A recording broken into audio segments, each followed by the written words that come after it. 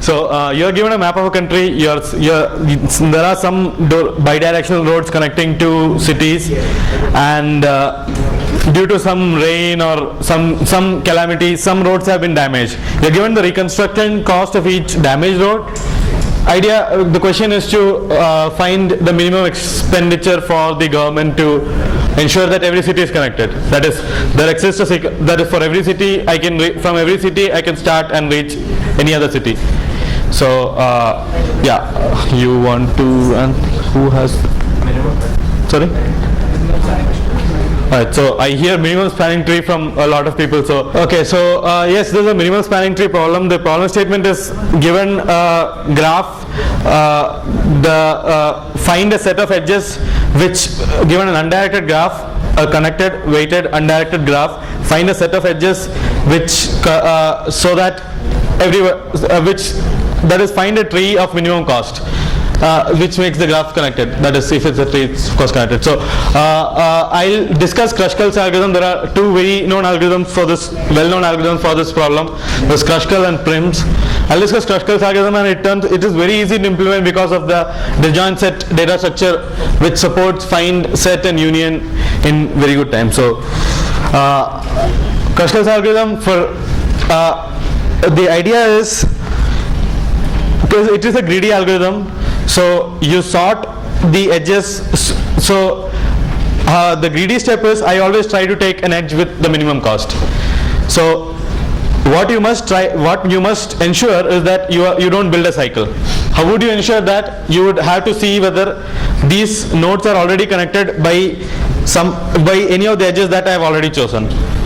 So the algorithm is something like do make set of V just to what set of V tells me is the component that V is in. So initially there is no edges, so each vertex is in its own component, and then I sort edges in non-decreasing order.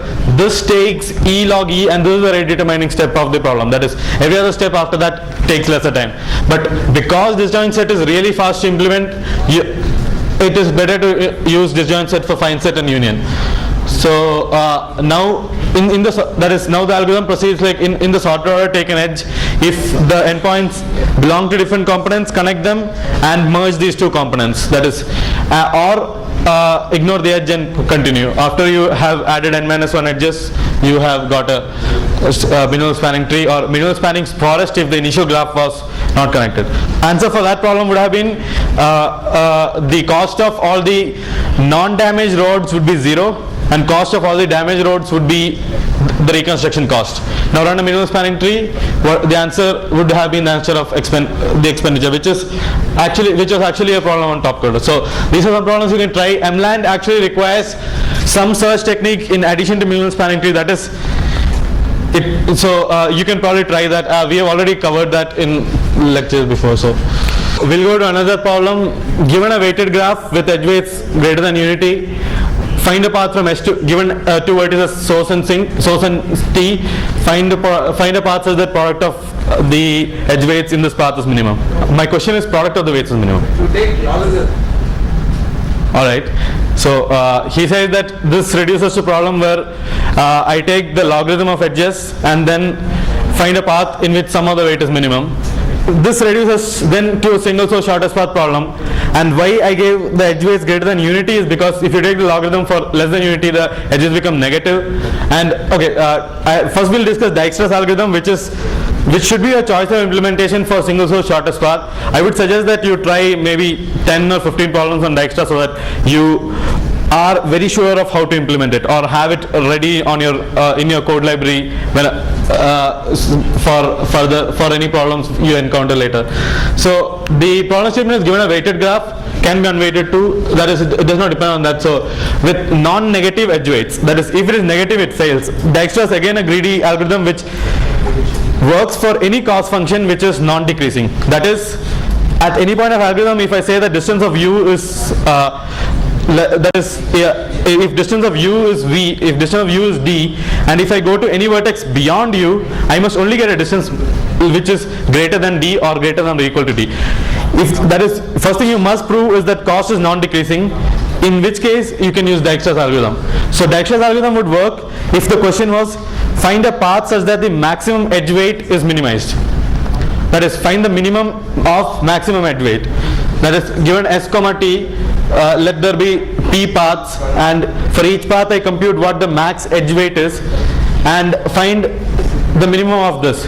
Dijkstra would still work because max, like if I encounter a max edge weight here and if I go forward in this path, this max edge weight would only increase. That is, it would never decrease. So for any cost function, this applies even to minimum span tree. For any cost function which is non-decreasing, you can use Dijkstra. So must be a primary choice, practice implementation is channel library. So this is the pseudocode. Both spanning tree and Dijkstra, we've just taken pseudocode from Corman.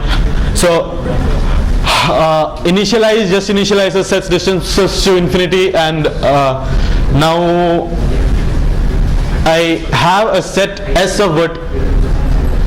Okay, I have a set S of, I maintain a priority queue. To implement Dijkstra efficiently, the next slide is about how to implement Dijkstra. To implement Dijkstra efficiently, you require a priority queue. You can implement without a priority queue, but the order would be theta v squared. So, the idea is you can work with graphs of size 1e5, which for which theta v square approach would not work. So, your loop iteration would be extract min of q. This is a priority queue which is indexed based on d. So find the next element which has the lowest d and which has not yet been processed, take it out, and for each vertex adjacent, relax u, v, w. That is, can I reach, that is, v would have a distance value. Can I reach v, that is can I improve the distance value if I go from u? Like if this is u and this is v, v would have had a w, that is v's distance would either be infinity, or there would have been another earlier process vertex w, and let this cost be c. So distance of v would either be infinity or it would be dw plus c for some w which has already been processed. What I try to find is whether du plus c dash, whether du plus c dash is less than dv, that is dw plus c, in which case I decrease key v, that is, it is indexed by vertex, so I decrease key v. That is what I do, what I maintain here is when I decrease the distance, I also decrease key. That is, my priority queue is based on the distance, and I update my queue. So this is a greedy algorithm because the greedy step really is next vertex which has the least, which has the least distance. The idea to note is, again, it works, that is, I am not using any plus sign except here. That is, here I could have used a f of du comma wu comma v, where f is any non-decreasing function and the algorithm would still work fine. Theta v squared, that is back. So extract min, you can actually, instead of extract min, you can just iterate over d, find the minimum element, find which vertex it corresponds to, which would take theta v squared. That is, each time a vertex is removed from the set, so it takes theta v squared time, because v into extract min is v squared. Or you could use a heap in which this iteration runs v times, and extract min would take log v, but because there is an that is, because there is a graph traversal, the total traversal time would be e, so e log v would be the complexity. Or you could use, just for theory's sake and just for the sake of completion, you could use Fibonacci heap, which solves it in e plus v log v, but it is never, that is, you do not even have it in your library because it's of, that is, it would not ever be of any use in programming contests. So okay, I'll discuss the other one also. So I discussed this problem which was the use of discovery times and finish times. That is, you are given a tree. Okay, you're given a tree like this. This represents the map of a country or something. Just assume that it's a tree. Now the question: initially everything is zero, or initially you know the initial population beforehand. The update is born of I, which means that increment the number of people in I by 1, and the query is okay, let's say just say query of I, which should return, like if I say query of this, it should return the number of people in the subtree rooted at this. Can anyone tell me how to convert this into a data structure problem? Idea is, that is, I want something v is around 1e5. do a pre-order traversal of the tree. Pre-order, okay. And then it becomes, so if you have a node U here, all the nodes which are in subtree rooted at U will just be next to it. Right. So you can just use bit and binary index key and query the sum. How that is okay. This is sum. Okay. If it is the query is sum of all, so if it is sum, yeah, but that is you would also need to know that is like the pre-order would have all of this and then vertices which are not in the subtree, so you would also need to know where it ends, right? Yeah, that you can just do it in one DFS. You can compute all that information. Yeah. Okay. So yeah, that is a valid solution. So if it is instead of that, if it is max, you can use RM. Right. So sounds fine. That in case edge weights are negative, yeah, you can use Bellman-Ford, which is actually used in network flow algorithms, like that is where the edge weights are negative. And please also read a problem in Corman. There is a topic in Corman called as difference constraints, which formulates a set of linear inequalities into a shortest path problem. Now, once Venkatesh completes the next topic, there will be a list of problems in which a final problem is a problem from a Chinese online judge, which is based on difference constraints. Difference constraints, although doesn't appear a lot in programming contests, is a unique and nice idea. So I would suggest you read up the topic in Corman and also do it here. I'm sorry. There are multiple ways. As I said, one way would be to use the pre-order and use RMQ or anything. So another way would be find the start time and finish time. So let its start time be S and let its finish time be F. Now the query that I have to S would only be this vertex. Okay. We have given f of u is equal to time plus plus. Instead of that, I can just give f of u equal to time. That is, finish time is the last start time of any vertex inside the subtree. That is just convention. So it would work otherwise also. But so assume I have to do bond of I. I formulate this as given a set of intervals,